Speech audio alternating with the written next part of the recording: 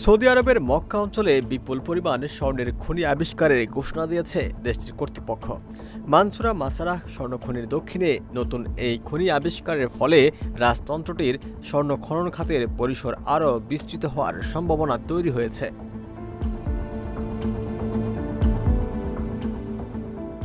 নব আবিষ্কৃত স্বর্ণখনিটি প্রায় ১২৫ কিলোমিটার জুড়ে বিস্তৃত, যা ইতিহাসে অন্যতম গুরুত্বপূর্ণ খনিজ আবিষ্কার হিসেবে বিবেচিত হচ্ছে।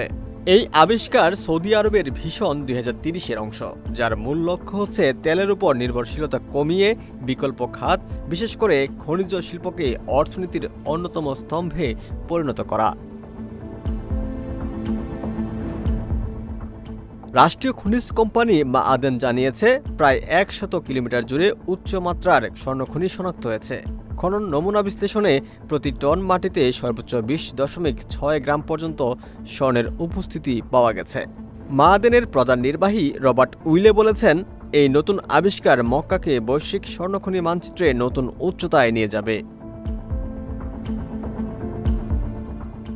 বিশেষজ্ঞদের মতে নতুন এই খনি আবিষ্কার সৌদি আরবের স্বর্ণ উৎপাদন সক্ষমতা বহুগুণ বাড়াবে, কর্মসংস্থান সৃষ্টি করবে এবং বৈশ্বিক বিনিয়োগ আকর্ষণে গুরুত্বপূর্ণ ভূমিকা রাখবে।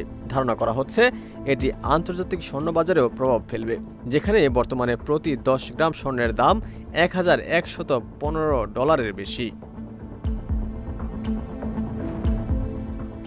মানসুরা মাসারাহ খনিতে বর্তমানে প্রায় ৭০ লাখ আউন্স স্বর্ণের মজুত রয়েছে এবং প্রতি বছর সেখান থেকে ২,৫০,০০০ আউন্স স্বর্ণ উত্তোলন করা হয়।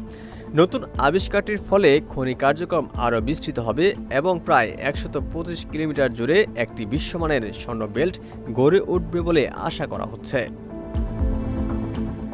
ওমর ফারুক, ঢাকা প্রকাশ।